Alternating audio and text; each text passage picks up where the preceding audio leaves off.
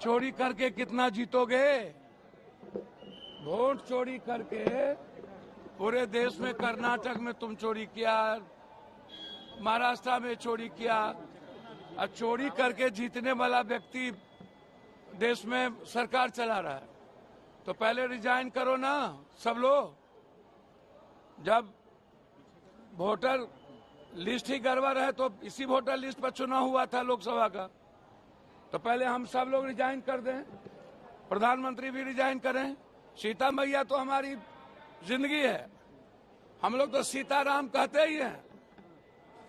चुनाव में याद क्यों आया सीता मैया की? और इतने दिनों के बाद नरेंद्र मोदी जी जनकपुर में जाके घोषणा करके आए थे, हम इतना पैसा दे देंगे और हम शिलान्यास कर दिए। तो अमित भाई से हम आग्रह करेंगे, क्या अमित भाई ये जुमलाबाजी है? ये चुनावी घोषणा पत्र है। अरे अमित भाई चाणक्य बहुत साफ सुथरा आदमी था, सच्चाई पे चलता था। ये नया चाणक्य जो आप बने हैं तो आप तो सब भोंटे का चोरी कर रहे हैं। न्याय के मंदिर पर हमला है, लोकतंत्र पर हमला है। बताइए, एक रूम में 400 आदमी, एक रूम में एक आदमी 20 जगह वोट डाल रहा है। आईडी कार्ड है ही नहीं कहीं।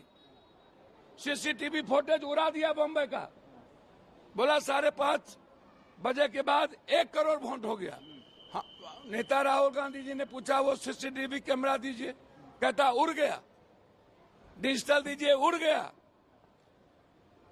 सब कुछ उड़ ही गया देश में।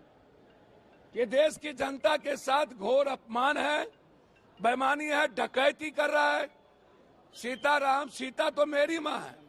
अरे कृष्ण का वंशज है, राम के वंशज हैं। सनातन हम लोग न जानते हैं, डेली शिव का पूजा करते हैं। ये लोग तो झूठा बेईमान सब किसका पूजा करता है? ये तो भगवान को बेचता है। यदि भगवान को याद करता है तो ये गरीब का वोट चोरी करता, युवा का वोट चोरी करता। बाप रे बाप, ये लोग तो भैया क्या स्थिति कर दिया देश का। टैरिफ लगा दिया।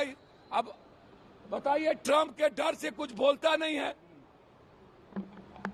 पूरा दवाई कंपनी बर्बाद,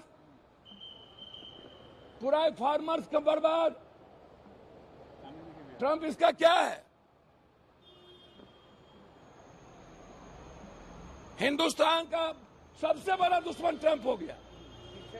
तो ये बिल्कुल हमको चाहिए कि वोट की जो चोरी हुई है भारत में वो जवाब दो। कर्नाटका में इलेक्शन कमीशन ने राहुल गांधी को नोटिस इशू किया है कि कर्नाटका में चोर बचाए शोर, चोर बचाए शोर। सूप बाजे तो बाजे, चलनियों बाजे। सैया भेल कोतवाल तो अब डर काहेगा? अब राहुल गांधी जी चुनाव विनोक से अब पप्पू यादव डर जाए हैं? संविधान बचाने के लिए एक नोटिस, एक जेल, एक देखिए, इस देश की रक्षा के लिए 1 लाख बार राहुल गांधी जी को जेल जाना पड़ेगा तो जाएंगे। वो डरने वाले नहीं। चोरी नहीं छिपेगी, जो चोरी किया उसका जवाब देना पड़ेगा।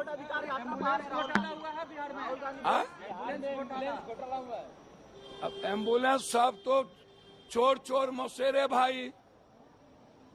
जो लोग घोटाला का नाम ले रहे हैं उनको इतना पैसा कहां से आ रहा है, फंडिंग कहां से हो रही है? और मेरा सवाल है, सबको ईडी सीबीआई जा रहा है, इनको ईडी सीबीआई क्यों नहीं जा रहा है? ये बीजेपी का इंटरनल झगड़ा है। बीजेपी में जो मुख्यमंत्री का दावेदार है उसको फिनिश करो। झगड़ा यहां आप लोग नहीं समझ रहे हैं क्या? झगड़ा है बीजेपी के अंदर, जो मुख्यमंत्री है उसको फिनिश करो। भैया सबको पता है कहां कहां से चोरी करके कितना घपला किए हैं, जो प्रेस कॉन्फ्रेंस कर रहे हैं। और ईडी सीबीआई के पास सब कुछ है, तो इन पर ईडी सीबीआई क्यों नहीं जा रहा है? ये बीजेपी का गेम प्लान है। दिलीप जी, सम्राट जी, मंगल पांडे को फिनिश करने का गहरी साजिश है। सुन लीजिए, अमित शाह ने कहा है कि घुसपैठियों को आपको पनाह देना चाहते हैं, इसीलिए एसआईआर का विरोध कर रहे हैं। अब एक बात सुनिए, अमित भाई से हम पूछना चाहते हैं, 2,70,000 पूर्णिया, 3.5 लाख पटना,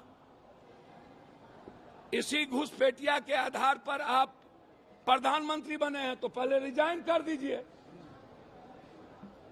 और इसमें आप कह रहे हैं नेपाल, म्यांमार, और इसमें ईबीसी, दलित,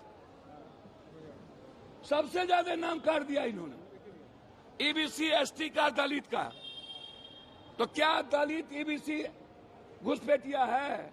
और 1 महीना के अंदर इनको कौन सा तुर्की का सैटेलाइट आ गया कि इनको पता चल गया कि 20 लाख वोट मर गया, 37 लाख मिसिंग है और 8 लाख डबल जगह है। अब हमको बताइए, ये सीसीटीवी फुटेज गायब करने वाला पार्टी।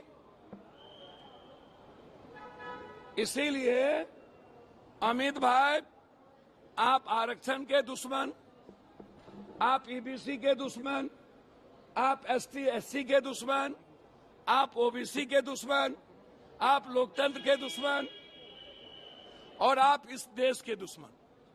आप लोग सिर्फ राजनीति के सौदागर हैं, वोट के सौदागर हैं। आप न युवा के न किसान के।